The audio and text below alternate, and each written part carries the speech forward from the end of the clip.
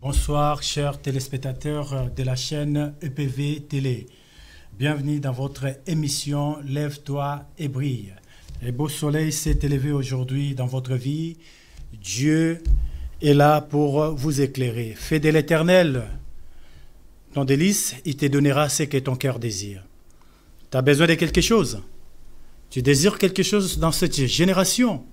Fais de l'Éternel ton délice. Qu'il soit le précieux de ta vie ne restera plus le même. C'est lui seul qui est capable de changer ta vie. Lui seul est capable de ramener vers toi l'impossible. Ce que tu es en train de chercher est auprès de toi. La personne qui peut l'approcher vers toi, c'est l'Éternel. Accroche-toi à l'Éternel. Tu auras la paix et tu jouiras de bonheur. Bienvenue encore dans votre émission. Votre émission vous serez présenté par votre serviteur, le pasteur Emmanuel. À la réalisation, nous avons notre réalisateur, le pasteur Constant, et notre concepteur, Maman Nadine. Et nous avons nos bien-aimés qui travaillent avec nous, le frère Christian et la sœur Evanie. Que Dieu bénisse. Sur le plateau avec moi, je ne suis pas seul. Je récite encore pour vous un invité. Cet homme de Dieu, il n'est pas aussi venu seul. Il a ramené l'équipe de bien-aimés que nous allons travailler ensemble aujourd'hui pour votre édification. Et il a un message pour vous. Cet homme de Dieu, il est venu par surprise, exceptionnellement pour vous. Et Dieu l'a ramené pour vous. Vous serez bénis. Je vais lui laisser la place de se présenter auprès de vous. Soyez bénis. Bonsoir, pasteur. Bonsoir. J'aimerais bien que les téléspectateurs de l'émission Lève-toi et brille et les téléspectateurs de la chaîne EPV Télé puissent vous découvrir. Est-ce que vous pouvez vous présenter? Moi, je vous connais. Je ne vais pas vous présenter moi-même. Je veux que vous puissiez vous présenter vous-même aux téléspectateurs. D'accord. Bonsoir, chers téléspectateurs, vous qui regardez en ce moment cette émission. Je suis Marcel Amissi. Je suis pasteur. Voilà, je suis un homme de 52 ans, marié, père de 3 enfants. Et voilà, l'église que je dirige se trouve à Sarrebourg, dans le 57, c'est-à-dire un département français, qui est donc au nord-est de la France, qu'on appelle actuellement le Grand Est. Cette église, donc, elle est installée sur place, et c'est là-bas que le Seigneur a permis que nous soyons. Donc nous faisons du mieux que nous pouvons, et avec le Seigneur, tout est possible. Donc voilà, en quelques mots, qui je suis, d'où je viens, et où je suis installé. Pasteur Marcel Amissi, que Dieu vous bénisse, soyez les bienvenus. Vous n'êtes pas seul sur le plateau.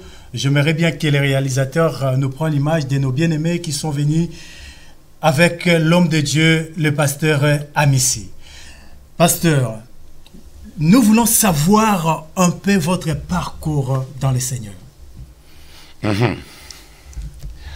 Bon, en fait, moi je me suis converti en France. Oui. Donc, plus précisément le 17 juin 1991. Ok. Voilà. Donc, comme j'ai l'habitude de plaisanter, mais pourtant c'est vrai quelque part, ma foi est d'origine française. Ah, votre foi est d'origine française. Elle est née en France. Amen. Elle a fait face aux réalités françaises. Amen. Donc, ce qui fait que, bon, par la grâce de Dieu, on sait exercer cette foi non seulement en France, comme cette foi vient du Seigneur, Amen. On sait l'exercer partout où lui, il nous amène. Parce que la foi, D'origine française, c'est vraiment exceptionnel hein, parce que ce n'est pas facile de conserver la foi ici en France. Oui, on dit souvent que la France est le pays qui tue les prophètes. Oui. Ouais, c'est vrai, parce que c'est un pays assez particulier. Il ne faut pas oublier que c'est le seul pays qui a tué et décapité son roi. Oui. Donc, du coup, la croyance entre guillemets, a un pouvoir, ou a une, pas pouvoir dans le sens puissance, mais à quelque chose, un établissement qui vient de Dieu, et quelque chose qui est culturellement pas du tout acceptable en France. Mais Dieu est en France. Amen. Amen. Parce que je l'ai rencontré en France, donc il est là. Amen. Amen. Ça, Voilà. c'est vraiment une bonne nouvelle. Dieu est en France. Dieu travaille encore en France. Dieu touche des hommes et des femmes ici dans ce pays. Ouais. Et Dieu est en train de se révéler dans ces temps. Effectivement. Et sa lumière est en train de briller dans ce pays. Effectivement. Il y a vraiment la gloire de Dieu. Nous croyons à ça. C'est vrai. Nous mettons tout notre espoir à ça. Pasteur, comment faire pour conserver sa foi dans tel pays? Bon, déjà, il faut aimer le Seigneur. Hein. Il faut aimer le Seigneur. Et comme c'est un monde, bon, comme on les appelle, les pays développés, Oui. bon, développés avec quoi? Peut-être avec les diables. Une chose qui est sûre, les niveaux de la matérialisation est tellement développé. Oui. Il faut donc faire face à l'influence négative, justement, du matériel. Oui. Ça, c'est un. Et deux, les pensées, les philosophies qui dominent dans ce monde, qu'elles soient religieuses, qu'elles soient, entre guillemets, culturelles, toutes ces choses qui peuvent s'opposer et s'élever contre ce qui est du Seigneur, il faut les maîtriser et ne pas tomber dans ces pièges-là. Nous voyons aujourd'hui dans ce pays, il y a trop de concepts idéologiques, de réflexion sur beaucoup de choses. On voit que la chose la plus simple qu'on peut croire, mais les gens prennent vraiment beaucoup de temps pour réfléchir, voir un petit peu quelles sont les modalités intellectuelles qu'on peut mettre en place afin de pouvoir accomplir ceci. La foi est morte. Oui, parce que non, pas forcément qu'elle est morte. La vérité, c'est que la France, depuis la période des Lumières, c'est-à-dire que depuis les philosophes des Lumières, je crois que vers le 16e, 17e siècle, si ma mémoire ne me fait pas défaut, c'est un pays qui s'est bâti sur une conception du rationalisme ou de la rationalité et de l'intellectualisme. Donc pour les gens, ils croient d'abord à ce qu'ils voient. Ouais. Tout se passe d'abord au niveau de la tête. Oui. Et du coup, donc les gens ont du mal à accéder à la foi. C'est pas parce qu'ils ne veulent pas, mais parce que cette tradition de la rationalité ou du rationalisme, de l'intellectualisme, a tellement pris le dessus que justement, c'est pourquoi malheureusement, les gens ont du mal à accéder. Ils font passer d'abord Dieu par la tête, alors que la tête, déjà, il y a trop de choses qui tournent là-dedans. Alors, si ça ne se passe pas ou ça ne concorde pas avec leur façon de voir les choses, automatiquement, ils mettent Dieu de côté. Dieu de côté, oui. Merci beaucoup, pasteur, pour cette petite question du début de notre émission. Nous continuons notre émission, pasteur, avec ces questions que je vous ai posées tout à l'heure. Je voulais savoir votre parcours dans le Seigneur. Voilà, donc ce n'est pas moi, c'est les téléspectateurs qui veulent savoir. Ben, je vais donc m'adresser à vous. Comme je l'ai dit tout à l'heure, je me suis converti le 17 juin 91 en France. Donc si on essaie de faire le calcul, ça fait donc 26 ans bientôt. Oui. 26 ans bientôt. Mais bon, donc c'est 26 ans de parcours avec le Seigneur. Mais le Seigneur est un Dieu de tous les jours. Amen. Donc 26 ans, ça c'est, on peut dire, le parcours par rapport à ma foi en Jésus-Christ. Mais aujourd'hui, ça compte beaucoup plus que hier. Amen. Donc j'ai 26 ans, ou presque 26 ans avec le Seigneur. Mais aujourd'hui, je suis vivant et je crois et j'aime toujours ce Seigneur-là comme mon premier jour et je veux l'aimer comme mon premier jour. Et donc, ainsi donc, les 26 ans auront du sens. Si je l'aime pendant 25 ans et je ne sais 364 jours, au 365e jour, je mets le Seigneur de côté, c'est pas une bonne chose. Donc, le 26 ans compte et ont encore plus de sens si aujourd'hui le Seigneur est toujours là dans ma vie. Donc, pendant 26 ans, et durant les 26 ans, je suis rentré dans le ministère 2 ans et demi à peu près, donc en novembre 93, que Dieu a permis que je puisse commencer la mission, pour ne pas dire le travail ministériel, selon la grâce qu'il m'avait accordée. Donc depuis novembre 93 jusqu'aujourd'hui, je sers Dieu. Il y a eu un moment des tempêtes, un moment, comme on dit, de traversée du désert. Oui. Donc entre 2004 et 2005, c'était quand même très difficile. Mais comme j'aime le dire, le Seigneur est fidèle. Amen. Et sa fidélité s'est encore démontrée. Parce que la Bible déclare quelque chose que nous connaissons tous, que même si nous devenons infidèles, lui, il demeure fidèle.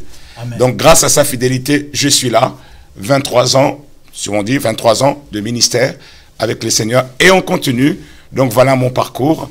Donc voilà, je crois que je n'ai plus grand-chose. C'est vraiment une très bonne réponse par rapport à notre question. Je pense que les téléspectateurs sont satisfaits. Pasteur voulait simplement dire que la foi, ce n'est pas la foi d'hier, en fait. Effectivement. Vous pouvez faire plusieurs années avec le Seigneur. Si au jour d'aujourd'hui, votre foi a failli, Dieu peut les relever. Vous devez mettre votre confiance, votre foi aujourd'hui, pas hier. Parce qu'aujourd'hui, pasteur, si on pose ce genre de questions, parce que plusieurs personnes, leurs relations, c'est déjà relation passée. C'est comme des vieilles couples avec le Seigneur. C'est ça. Beaucoup de chrétiens vivent avec le Seigneur comme de vieilles couples, en fait. Ils sont là, le Seigneur est là. Bon, ils n'entretiennent plus l'amitié, l'amour, la flamme, le zèle de sa présence. Ça fait que Dieu est devenu comme le passé. L'amour du Seigneur passe à côté. Or, l'amour du Seigneur, comme vous avez répondu, doit être permanent. Mes bien-aimés, qui nous suivent un peu partout dans le monde, vous devez entretenir votre relation avec le Seigneur. C'est très important. Tous les jours de votre vie, vous devez entretenir cette relation. C'est capital. Même s'il y a eu des moments de tempête, même s'il y a eu des moments de traverser des déserts, comme disait tout à l'heure l'homme de Dieu. Il a traversé des moments difficiles, mais aujourd'hui là, c'est ce qui compte. Il est toujours avec le Seigneur. Pour vous aussi, aujourd'hui compte. Vous êtes appelés à renouveler votre amitié avec le Seigneur. Pasteur, bienvenue sur cette plateau. Quel est le thème que vous avez ramené à nos téléspectateurs, le message que Dieu a mis dans votre cœur? Parce qu'ici, nous parlons que de lui, de Christ. J'aimerais justement vous parler d'un thème assez important. Il est celui-ci. Aujourd'hui, le salut veut entrer dans ta maison. Aujourd'hui, le salut veut entrer dans ta maison. Je parle d'aujourd'hui. Je ne parle pas de demain. Je parle d'aujourd'hui. Le salut veut entrer dans ta maison. Voilà le thème. Donc, c'est ce qu'on venait de dire tout à l'heure. Donc, c'est aujourd'hui qui compte. Effectivement. Donc, aujourd'hui, le salut veut rentrer dans votre maison. C'est le thème que l'homme de Dieu nous a ramené. Soyez vraiment attentifs à ces messages. Nous aurons les questions à poser par rapport à ces messages, mais nous allons revenir après. Mais nous laissons la place à l'homme de Dieu de donner au peuple de Dieu, aux téléspectateurs qui nous suivent, le message du Seigneur. Gloire au Seigneur. Donc je suis dans Luc au chapitre 19, du verset 1er au verset 10. La parole de Dieu dit ceci. Jésus étant entré dans Jéricho, traversait la ville. Et voici un homme riche, appelé Zachée, chef des publicains, cherchait à voir qui était Jésus. Mais il ne pouvait y parvenir à cause de la foule, car il était de petite taille. Il courut en avant et monta sur un sycomore pour le voir, parce qu'il devait passer par là. Lorsque Jésus fut arrivé à cet endroit, il leva les yeux et lui dit, « Zachée, hâte-toi de descendre de ton sycomore. Hâte-toi de descendre, car il faut que je demeure aujourd'hui dans ta maison. » Zachée se hâta de descendre et les reçut avec joie. Voyant cela, tous murmuraient et disaient, « Il est allé loger chez un homme pécheur. » Mais Zachée, se tenant devant le Seigneur, lui dit, « Voici, Seigneur, je donne aux pauvres la moitié de mes biens. Et si je fais tort de quelque chose à quelqu'un, je lui rends le quadruple. Jésus lui dit, le salut est entré aujourd'hui dans cette maison, parce que celui-ci est aussi un fils d'Abraham. Car le Fils de l'homme est venu chercher et sauver ce qui était perdu. Aujourd'hui, le salut veut entrer dans ta maison. Cette parole de la Bible parle de Jésus. Je sais que tu as déjà entendu parler de Jésus. Je ne sais pas qui il est pour toi, mais je ne viens pas te parler d'un Jésus qui a fait son temps. Je viens te parler d'un Jésus qui est le même hier, aujourd'hui et éternellement. Amen. Amen. Mais qu'a-t-il fait hier? La Bible déclare que c'est lui qui est allé à la croix. Et il n'y est pas resté. Il a triomphé du péché, de la malédiction et de la mort sur cette croix. Et il est mort et au troisième jour, il est ressuscité. Amen. Je parle donc d'un Jésus vivant. Je ne parle pas d'un Jésus religieux. Je parle d'un Jésus qui a vraiment pensé à toi personnellement. Amen. La Bible déclare qu'il est parti à Jéricho. Autrement dit qu'il est venu dans ce monde. Amen. Mais il est venu pour toi, car l'histoire nous parle d'un homme riche. Un homme riche. Jésus étant entré dans Jéricho. Et on nous parle d'un homme. Et cet homme, c'est toi. Amen. Cet homme, c'est toi. Ça peut être un homme au masculin comme un homme au féminin. Cet homme, c'est toi aux femmes. Cet homme, c'est toi aux hommes. Amen. Jeunes gens, jeunes filles, jeunes hommes. Cet homme, c'est toi. Et Jésus a traversé la ville de Jéricho à la recherche d'un homme. C'est pourquoi il est venu. Je parle donc de ce Jésus-là, qui est venu pour toi. Tu fais partie de l'humanité que lui, il est venu sauver. Amen. Et il est venu pour toi, Jésus. Amen. Amen. Je te parle de quelqu'un en qui j'ai cru. Et en qui je crois. Amen. Et en qui je veux continuer à croire. Amen. Parce qu'il est la vérité. Amen. La vérité n'est pas une opinion ou un point de vue. C'est Jésus. Amen. C'est Jésus-là. Amen. Était dans Jéricho. Et il est écrit un homme riche. Un homme riche. Pas donc un homme pauvre. Il est ici question d'un riche matériellement. Cet homme riche, il se prénommait Zachée. Il n'était pas seulement riche, mais la Bible nous dit que sa position sociale ou son statut social était celui-ci. Il était chef. Il était donc responsable. Amen. Amen. Un directeur, un haut cadre. Quelqu'un digne de respect selon sa position ou son statut. Et il était riche, donc il avait de biens en abondance. Mais il y a une phrase qui m'a touché dans ces récits. Il est dit ceci, il cherchait à voir qui était Jésus. Amen. Penser que Jésus c'est pour les pauvres, c'est le plus grand mensonge de Satan. Penser que les riches ne cherchent pas Jésus, c'est faux. Et les raisons même qui les poussent à faire tout et n'importe quoi, parce qu'ils occultent au plus profond d'eux-mêmes le besoin le plus important de leur cœur, qui n'est autre que le besoin de Jésus. Aujourd'hui, le salut veut entrer dans ta maison. Amen. C'est Jésus-là, en entrant dans Jéricho, il est rentré pour un homme riche. Alors, question que je te pose, es-tu un homme riche? Es-tu une femme riche? Tu as des biens en abondance? Tu as une certaine beauté physique? Tu as tout? Ce sont des richesses, des choses que tu possèdes en exclusivité. Ce sont des richesses que tu as.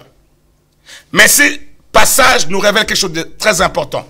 Il cherchait à voir qui était Jésus. Il cherchait. Si donc un riche peut chercher à voir qui était Jésus, toi qui ne l'es pas, ou qui ne l'es pas encore, à combien de votre raison ne seras-tu pas poussé à faire de même que cet homme riche? Laissez-moi vous dire que les riches cherchent Jésus. Amen. Pour plusieurs raisons. Cette parole nous dit que malgré sa richesse, malgré son statut honorable, cet homme était malhonnête. Il a causé du tort à un certain nombre. Il l'a reconnu lui-même. La Bible nous dit que cet homme a reçu avec joie. Avec joie. Donc, vous comprenez par là qu'il était dans un état intérieur qui était tout le contraire de la joie. Cet homme a reçu Jésus avec joie. Il était malhonnête. Il était un escroc. Il avait une mauvaise réputation.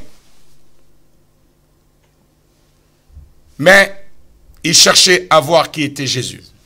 Je vais te dire quelque chose qui parfois fait qu'en tant que riche, on a du mal justement à voir et à rencontrer Jésus. Il y avait un obstacle, il y avait une foule. La foule, c'est l'image de cette opinion majoritaire. La foule, c'est l'image de ces points de vue qui dominent, la pensée dominante.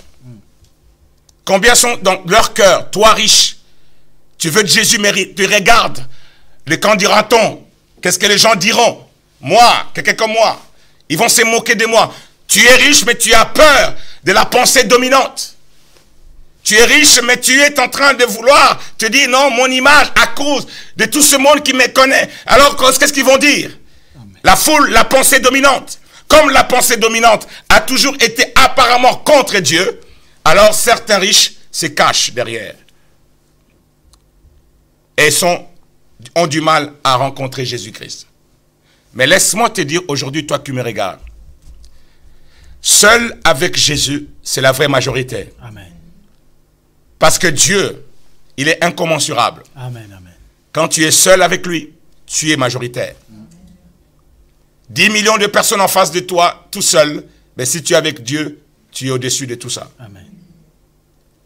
Mais ce qui est beau dans cette histoire, cet homme-là était déterminé. Il a dit, ok, je ne regarderai pas mon image. Je ne regarderai pas à toutes ces choses-là qui peuvent m'empêcher d'accéder à lui. Je n'arrive pas parce que devant l'opinion, je me sens tout petit. Je n'arrive pas parce que l'opinion est telle que... Vous savez combien de gens ont changé d'avis parce que le sondage parle de 99% ou de 70%. Si Moïse, on devait faire les sondages ces jours-là, devant la mer Rouge, je crois qu'il ne serait pas majoritaire. Même pas 1%. Moïse n'a pas regardé à la pensée dominante. Amen. Il n'a pas tenu compte de l'opinion de la foule. Il était ferme. Cet homme, heureusement, il était tellement déterminé. Ma prière est que toi, tu sois déterminé dans ta recherche. Amen.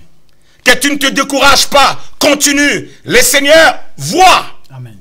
Car dès qu'on commence ce mouvement du cœur qui consiste à chercher, à voir qui est Jésus, le Seigneur passera par là. Amen, amen, amen, amen, amen. Il devait passer par là. Amen. Et la Bible nous dit, il s'est arrêté net. Là où Zachée était tout haut. Il était tout haut, mais il était toujours petit. Tant que Jésus n'est pas encore entré dans ta maison, quelle que soit ta position, quelle que soit ta réputation, bonne ou mauvaise, auprès des hommes, quelle que soit l'apparence que tu prends de grandeur, comme Zachée était du haut de son, comme le corbeau, il fallait qu'il descende de là. Et très vite, parce qu'il n'y avait pas de temps à perdre. Je t'invite aujourd'hui à saisir cette occasion. Il y a des occasions à ne pas rater. C'était l'unique occasion. On ne nous a pas dit dans la Bible qu'il est repassé par là. Jésus est passé une seule fois pour toutes. Oh, toi riche. Oh, toi moins riche. Oh, toi pauvre. Jésus t'aime tel que tu es. Et la Bible déclare qu'il s'est arrêté. Il a dit, allez Zachée, c'est dans ta maison que je vais entrer. Ce jour-là, quelque chose d'extraordinaire s'est passé. Cher ami, téléspectateur, quelque chose de très fort que je souhaite chez toi, dans ta maison. Jésus est rentré dans cette maison qui était indigne. Jésus était rentré dans cette maison où il y avait de l'escroquerie. Jésus était rentré dans cette maison où il y avait de la fraude. Dans cette maison où quelqu'un qui y habitait ne causait que du tort aux autres. Jésus est rentré dans cette maison-là. Il t'aime tel que tu es. Amen, amen. Aujourd'hui, le salut veut entrer dans ta maison. Tel que tu es, tel que tu es.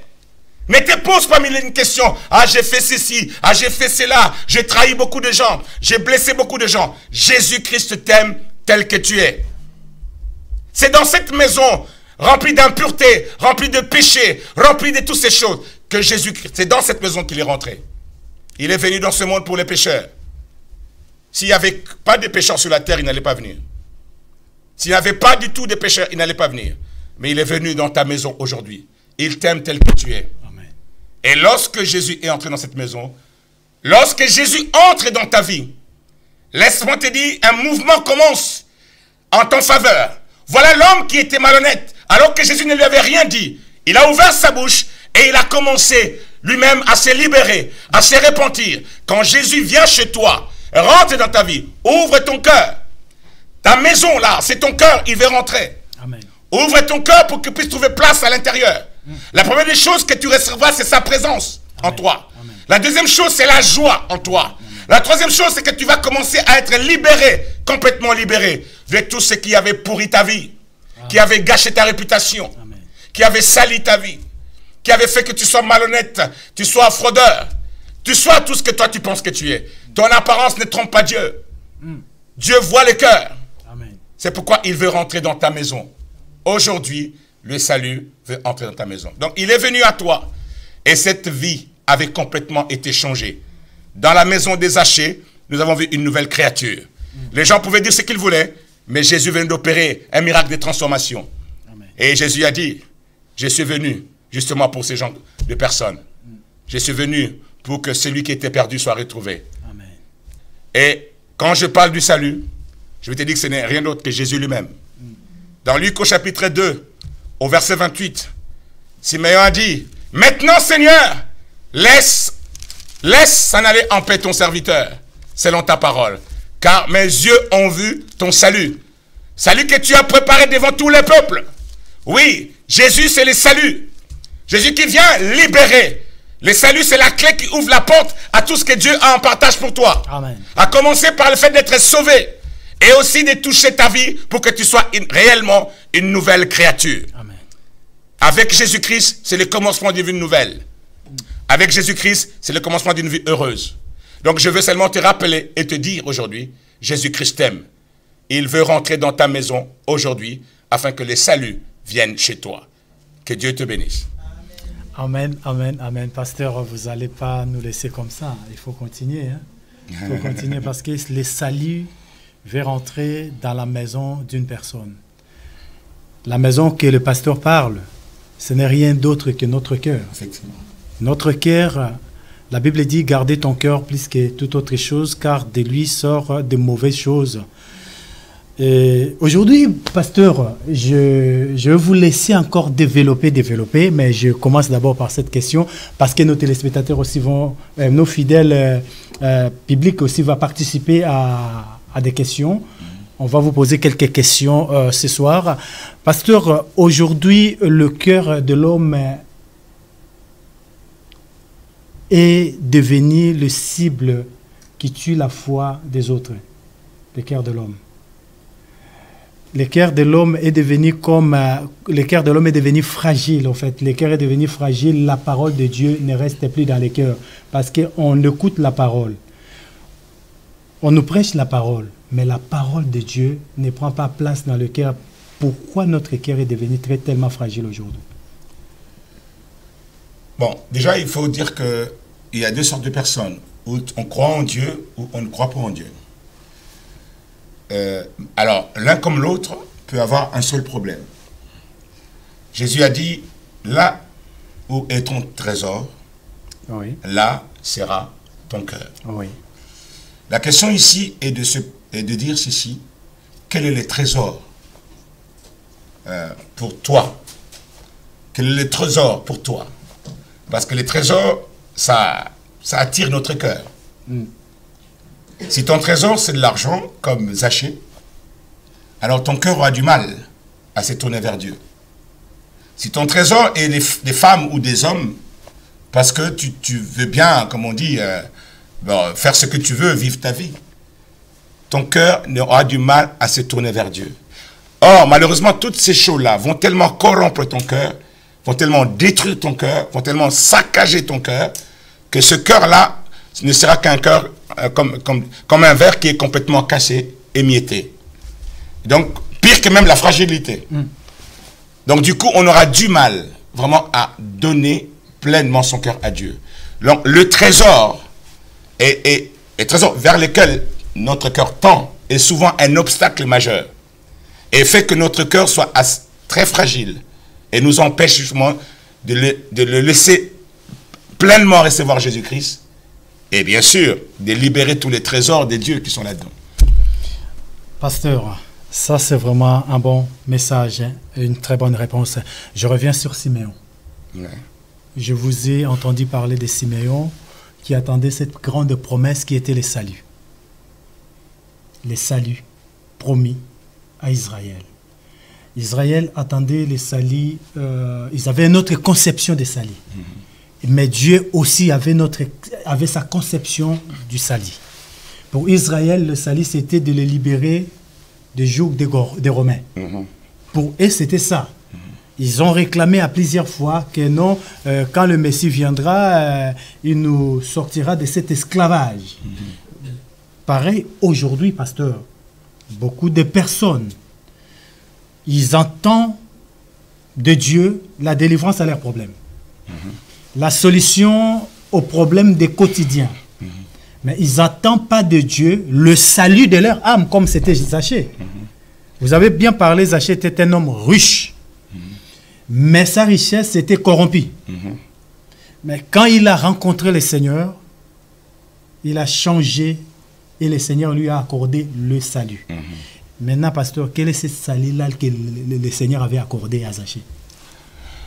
Justement, c'est quelque chose qui ne s'achète pas avec de l'argent.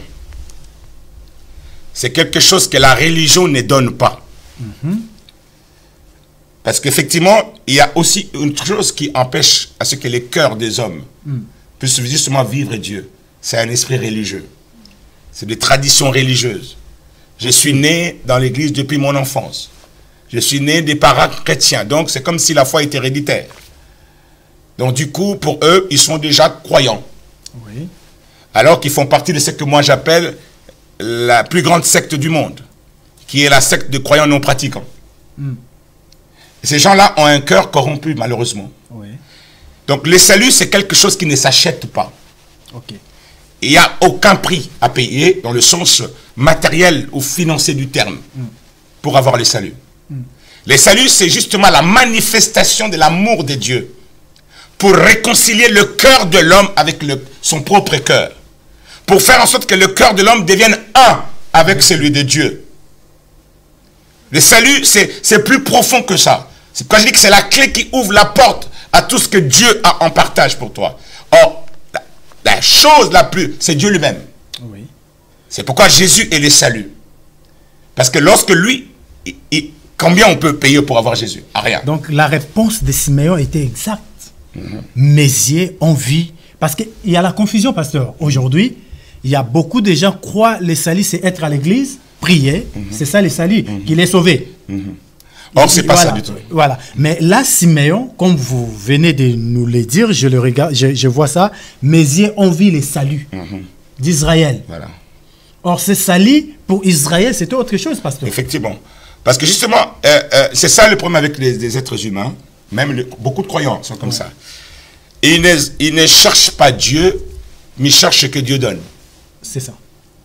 Et j'ai l'habitude de dire, c'est mieux d'aimer les donateurs au lieu d'aimer les dons. Ils cherchent souvent ce que Dieu donne. Et j'aime dire ceci aux gens. Jésus n'est pas venu, comprenez-moi bien, chers téléspectateurs, Jésus n'est pas venu, il n'est pas venu pour nous donner un mariage.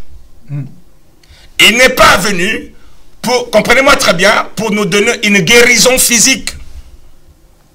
Il n'est pas venu pour nous donner de l'argent ou des richesses. Non, il n'est pas venu pour ça. Parce qu'il y avait des gens qui étaient en bonne santé lorsque Jésus est arrivé. Des gens qui étaient riches. La preuve, Zaché était riche. Il y a des gens qui se mariaient. Il y avait des mariés à l'époque de Jésus-Christ. Il était invité. Même, c'est ça. Donc Jésus n'est pas venu pour ça. Jésus est venu sauver ton âme. Jésus est venu sauver ton cœur. Afin que de tout ton cœur, de toute ton âme, de toute ta pensée, que tu aimes Dieu. Et que tu appartiennes à Dieu. Maintenant, il est le Tout-Puissant. Il est capable de tout. Si toi, tu donnes la priorité à ce qui est prioritaire à ses yeux. Lisez bien le passage de Matthieu 6. Il nous dit, cherchez premièrement. Il n'y a jamais de deuxièmement là-dedans. Cherchez premièrement le royaume des cieux, et le royaume et la justice de Dieu. Et après, on n'a pas dit deuxièmement. On a dit les restes. En fait, la priorité est la priorité, la seule. C'est d'abord notre salut.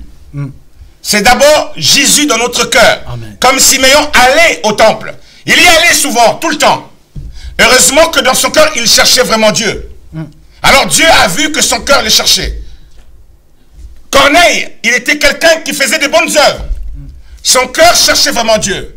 Dieu, quand tu vois la sincérité de ton cœur et que tu le cherches vraiment de tout son cœur, il se révèle à toi. Amen. Amen. Donc, les saluts, quand Jésus a amené cela, c'était pour d'abord ton cœur, ton âme, tout ce qui est plus important. Toi, l'homme que tu es à l'intérieur. Maintenant, s'il a trouvé que cet homme avait un problème de santé, avait un problème de richesse, avait un problème de malédiction, alors, écoutez, il est très puissant. Donc, il va faire en sorte que ces problèmes soient vaincus. Mais ce n'est pas ça la priorité. La priorité, c'est d'abord ton âme. La Bible déclare que sert-il à l'homme de gagner le monde et de perdre son âme. Tu veux briller? Alors brille avec Jésus-Christ. Amen. Amen. Tu veux briller? Tu veux que ton mariage brille? Laisse-le briller avec Jésus-Christ. Amen. Tu veux que tes moyens brillent? Laisse-le briller avec Jésus-Christ. Amen. Tes relations brillent? Laisse-les briller avec Jésus-Christ. Sinon, en fait, malheureusement, suivez bien la Bible, hein, il y avait un homme qui était fou. Alors fou, pendant des années. Lorsqu'il a rencontré Jésus, sa vie a complètement changé. Amen. Mais il y avait un autre qui était riche. Lorsqu'il a rencontré Jésus, il est reparti tout triste. Parce que lui, il cherchait les saluts. Il cherchait la vie éternelle. Mais il pensait qu'il allait partir avec ses richesses dans sa vie éternelle. Nous n'emporterons pas nos biens, nos chemises, nos costumes, nos voitures. J'ai vu un homme qui s'est fait enterrer avec, je crois que c'est un Hummer, c'est comment on appelle ça? Winner. Voilà, sa voiture de luxe. C'est dommage pour lui. Nous n'entrerons pas dans les saluts éternels qui a commencé ici-bas. Parce que quiconque a Jésus-Christ a déjà ce salut. Amen. À la vie éternelle. Amen. La vie éternelle n'est pas une vie future. C'est une vie de qualité. La qualité de l'éternel Dieu. Amen. Amen. Et cette vie, nous la vivrons éternellement. Amen. Ce jeune homme était riche. Alors qu'il était riche, il a tourné les dos, il est parti triste. Et un fou, il était délivré.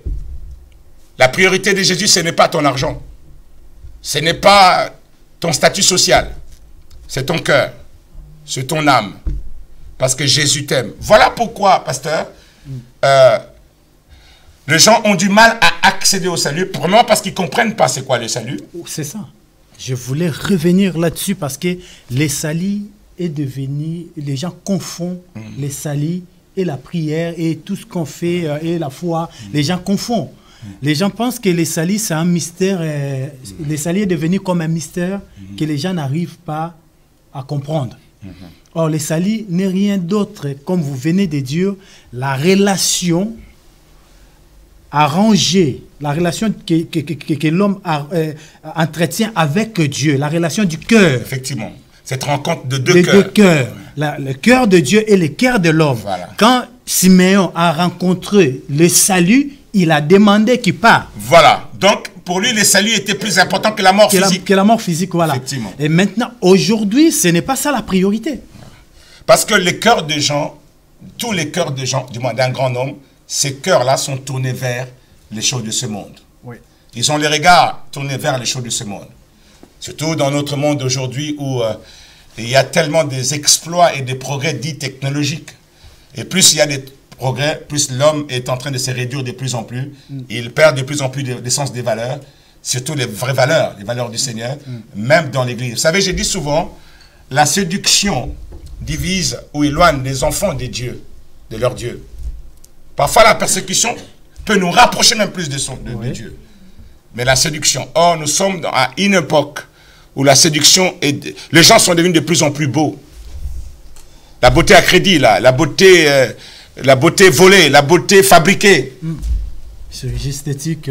Tout est fabriqué. Vous allez voir quelqu'un, excusez-moi les termes, hein, je ne juge personne. Mais quelqu'un qui va devenir physiquement tellement beau parce qu'il sait fabriquer des visages et de perruques ou de peintures, je ne sais comment, sur le visage. Et vous allez le voir le matin chez lui, vous ne le reconnaîtrez même pas. Aujourd'hui, on a tous les moyens pour se sophistiquer. Mais sauf que tout cela, ça peut nous priver de notre salut. Je m'adresse à ceux qui croient au Seigneur Jésus-Christ, à ceux qui ont déjà fait de leur maison le lieu où le salut du Seigneur est rentré. Amen. Préservez votre salut. La Bible déclare, travaillez à votre salut avec crainte et tremblement. Amen. C'est quelque chose de précieux. Ça ne s'achète pas. Vous êtes gagnant dans tous les domaines, et ici-bas et dans l'éternité, grâce au salut. Il vaut mieux que la mort physique. Siméon l'a dit. Maintenant, tu peux me laisser partir, parce que mes yeux ont vu ton salut. Aujourd'hui, ça ne peut pas se faire. Les gens ne peuvent pas accepter de partir. On va laisser aussi à nos bien-aimés de poser des questions, parce qu'ils se sont préparés aussi. Aujourd'hui, les gens ne peuvent pas demander de partir, parce qu'ils ont encore besoin de vivre. Ils demandent, j'entends les gens, Seigneur, rentre dans mes problèmes. Seigneur, rentre dans mes problèmes. Seigneur, défends ma cause. Seigneur, fais ceci. Donc, le Seigneur est devenu le défenseur des choses matérielles que les défenseurs de l'âme. Je l'appelle Jésus-Fric. Jésus-Fric, et non pas Jésus-Christ. Okay. C'est-à-dire que, voilà, on a un peu... en fait, c'est l'argent, en fait. C'est l'argent, c'est le matériel, toutes ces choses-là. Bon. En fait, tout dépend de notre cœur. Et si, moi je te dis, téléspectateur, examine-toi. Tu as donné ta vie à Jésus-Christ? Ok. Zachée, la première des choses qu'il a commencé à faire, à regarder dans tous les domaines où il était malhonnête. Dès qu'il a donné sa vie à Jésus-Christ, la première des choses, il a commencé à regarder là où il n'était pas honnête. Alors, c'est ce que tu dois faire pour que le salut qui est rentré dans ta maison puisse vraiment révéler toute sa splendeur dans ta vie. Amen. Commence par regarder en face ce qui n'était pas honnête dans ta vie. Ton éducation, ton parcours, tout ce que tu as ramassé, tes aspirations, tes rêves, tes ambitions. Commence à regarder tout ça. Est-ce que ces choses sont dignes de celui qui a reçu Jésus dans sa maison? Est-ce que ces choses sont dignes? Alors, déjà, celui qui n'a pas le salut, Jésus veut rentrer dans sa maison. Mais celui qui l'a reçu, il est important pour lui de faire comme Zachée, d'examiner toutes choses, afin de pouvoir faire ce que le Seigneur attend de lui.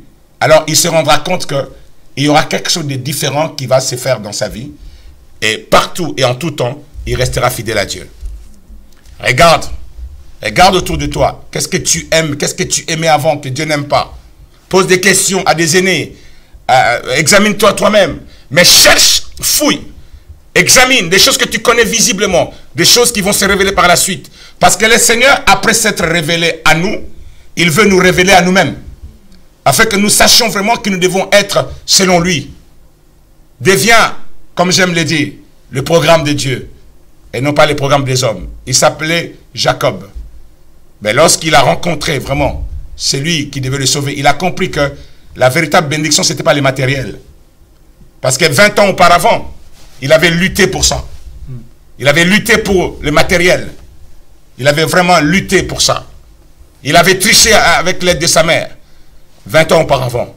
Mais 20 ans plus tard, le même Jacob dit à Dieu, je ne te laisserai pas jusqu'à ce que tu m'aies béni. Qu'est-ce qu'il devait chercher comme bénédiction? Il avait compris qu'il y avait plus important que les bénédictions de ce monde. Matériel, c'était le salut. Et quand le Seigneur a touché sa vie, il a été complètement brisé. Il est devenu quelqu'un d'autre. Le Seigneur lui a dit, qui es-tu? Il a dit, je suis Jacob. Donc il a avoué qu'il n'était pas honnête. Quand Jésus entre dans ta vie, quand le salut entre dans ta maison, en tout cas l'honnêteté entre chez toi. Amen. Il a dit, je suis Jacob. Et ces jours-là, le Seigneur dit, bon, ça c'était le programme d'avant. Ce programme t'a rendu malheureux, t'a rendu escroc, t'a rendu voleur. Mais voilà le nouveau programme. Tu es Israël. Il a changé. Voilà ce que le salut fait. Il transforme notre vie. Jésus t'aime. Je laisse à nos bien-aimés de poser des questions. Qui a des questions à poser au pasteur? Qui a préparé une question à poser au pasteur par rapport au message que le pasteur vient de... Oui, ma soeur, présentez-vous. Présentez-vous. Bonsoir. Quelle attitude adopter devant la foule qui murmure lorsque l'homme fait le bon choix, comme Zachée? Devant la foule, justement. Devant la foule. Comme je l'ai dit, la foule, c'est l'image ou la symbolique de la pensée dominante, de l'opinion majoritaire, de tout ce qui s'élève contre ce qui est de Dieu. Notre démarche, quand nous décidons d'aller chercher le Seigneur, tout ce qui s'oppose, qui s'élève, qui nous donne l'impression qu'on n'arrivera pas. On est tout petit. Toutes ces choses-là. L'attitude qu'il faut avoir, d'abord, c'est la détermination. J'ai commencé, je continue. Amen. Je ne baisserai pas les bras. J'irai jusqu'au bout. Et une fois, au fond de soi-même, il y a cette attitude-là, la détermination. Le Seigneur le voit. Et le Seigneur, quand il voit tout. Et il créera les conditions pour que justement, que cette attitude t'amène au salut. Amen. Que tu recherches de tout ton cœur. Donc la détermination. Je ne lâche pas prise devant l'opinion. Qu'on se moque de moi, qu'on dise ce qu'on peut dire, qu'on imagine ce qu'on peut imaginer. Je sais vers qui je me dirige, je m'oriente. C'est Jésus-Christ que je cherche, pas quelqu'un d'autre. Voilà ce que je peux donner comme réponse. Oui. Qui d'autre a une question à poser au pasteur? Posez-vous des questions par rapport au message. Quelqu'un a une question à poser?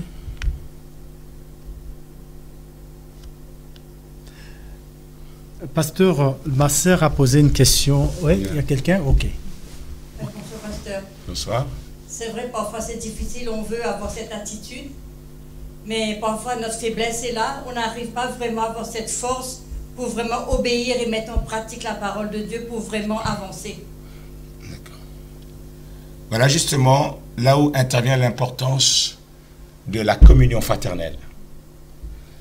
Bien sûr, des aînés, des responsables, des gens qui ont déjà fait le chemin, qui ont déjà accompli un certain nombre de choses.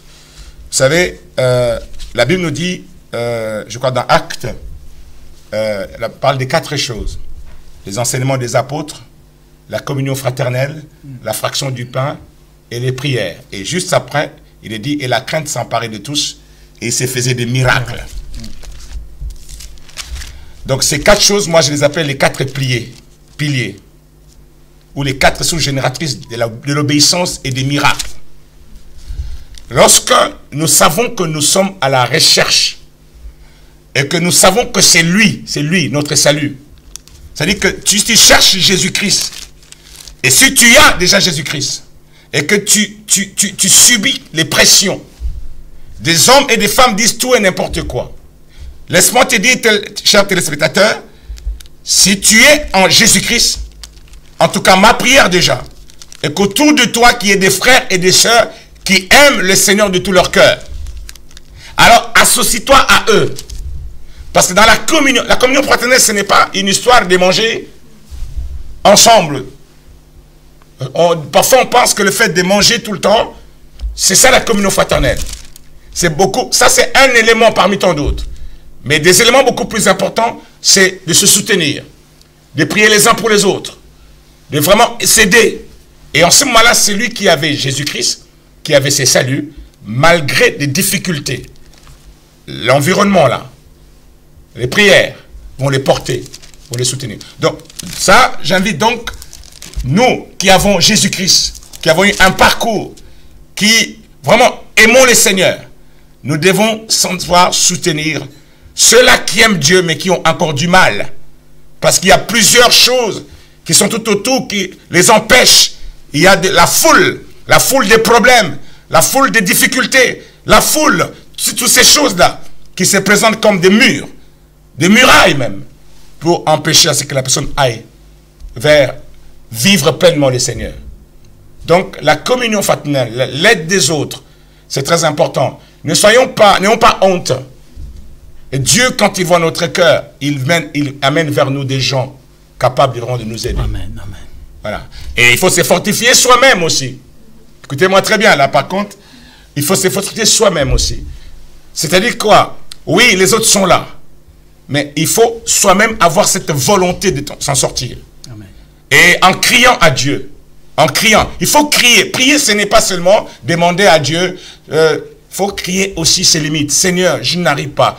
Un homme a dit dans la Bible, oui, je crois, mais viens au secours de mon incrédulité. Et il était limité, il n'en pouvait plus. La foule des problèmes de son enfant malade depuis l'enfance était telle qu'il n'arrivait plus. Il se sentait petit, il ne savait plus quoi faire. Alors quand Jésus lui a dit, si tu crois, tout est possible à celui qui croit. Il a dit, oui, je crois. Viens au secours de mon incrédulité. Il croyait, mais il était un peu limité. Amen. Il a dit, Seigneur, viens au secours de mes limites. Donc, il faut aussi implorer à Dieu pour venir au secours de votre limite. Et il sait le faire. Qui d'autre a une question? Oui, maman, posez. Bonsoir, pasteur. Bonsoir. Je veux savoir une chose. Quelqu'un qui a son salut, qui a reçu le salut, peux-tu le perdre?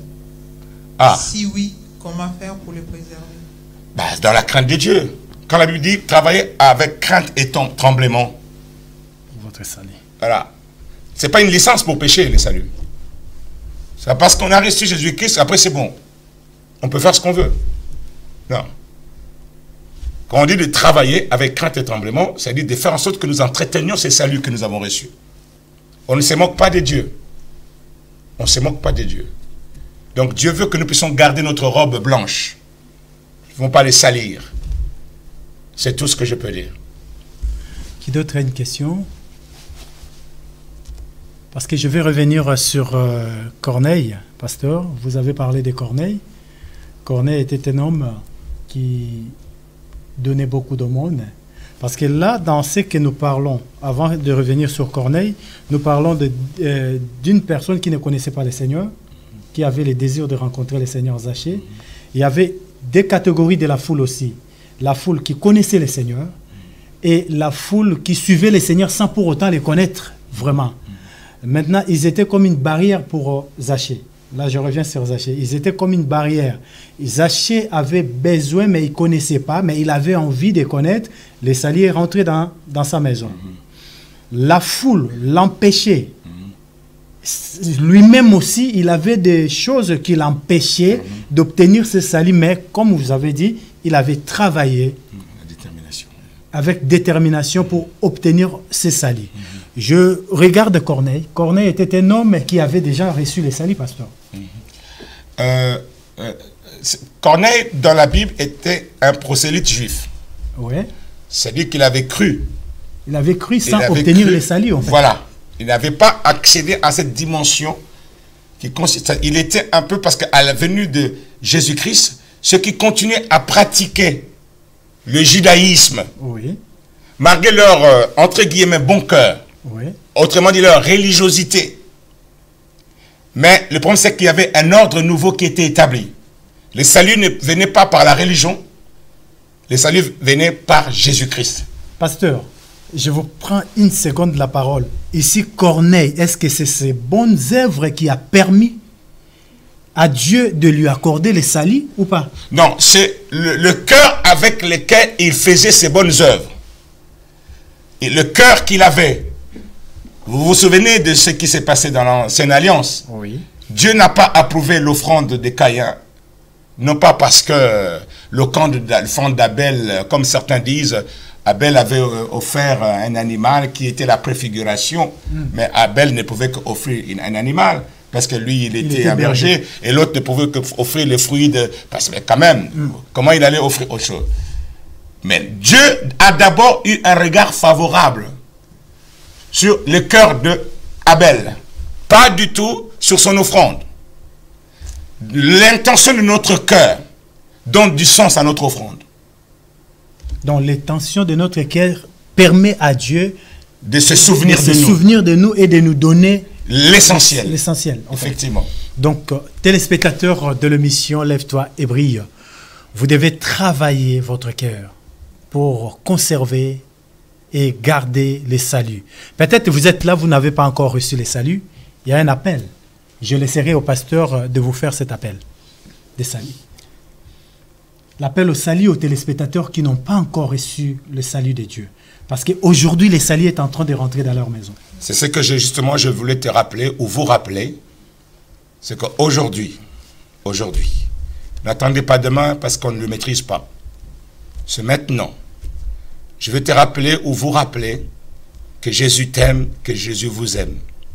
Alors là où tu es, de tout ton cœur, si tu veux vraiment, comme Zachée l'a voulu, tu as passé du temps, tu es fatigué. Visiblement, les gens, ils voient que tu es bien. Mais intérieurement, tu es comme Zachée. La tristesse, la malhonnête avait rongé son cœur. Parce que le mal détruit toujours l'homme intérieur. C'est comme quand on mange une nourriture empoisonnée le corps va rejeter ou le corps va mourir. Parce que quand on consomme ce qui est contraire au corps, le corps ne voudra pas. Et quand on consomme ce qui est contraire à l'âme, c'est-à-dire que le péché, la malhonnêteté, l'âme souffre. Jésus a vu ça. Et il est là. Il est là. Alors, je vais te demander de dire une chose. De prier avec moi. Amen. De dire, Seigneur Jésus. Seigneur Jésus. Merci. Merci. Tu as pensé à moi. Tu as pensé à moi. Et tu es venu. Tu es venu. Parce que tu as vu mon cœur. Parce que tu as vu mon cœur. Tu as vu à quel point je t'ai cherché. Tu as vu à quel point je t'ai cherché. J'ai passé ma vie à te chercher. J'ai passé ma vie à te chercher. Seigneur, merci. Seigneur, merci. Parce qu'aujourd'hui, tu as choisi ces moments. Tu as choisi ces moments. Au travers de cette émission. Au travers de cette émission. De te révéler à moi. De te révéler à moi. De me dire que tu m'aimes tel que je suis. De me dire que tu m'aimes tel que je suis. Comme tu as aimé Zachée. Comme tu as aimé Zachée. Alors Seigneur. Je prends la décision. D'ouvrir la porte de mon cœur. De t'ouvrir la porte de mon cœur. Et de te recevoir. Et de te recevoir. Comme ça. Je crois. C'est toi.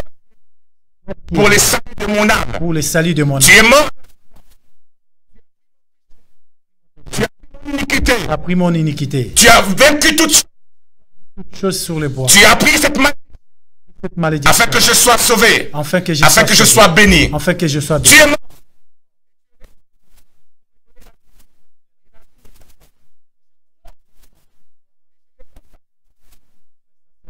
Mon cœur.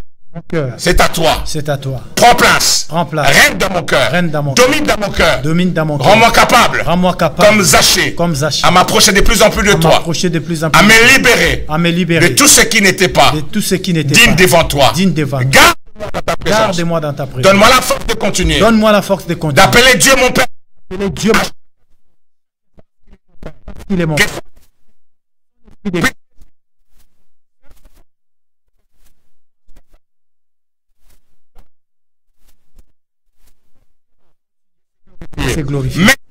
Merci Jésus. Pour ton amour.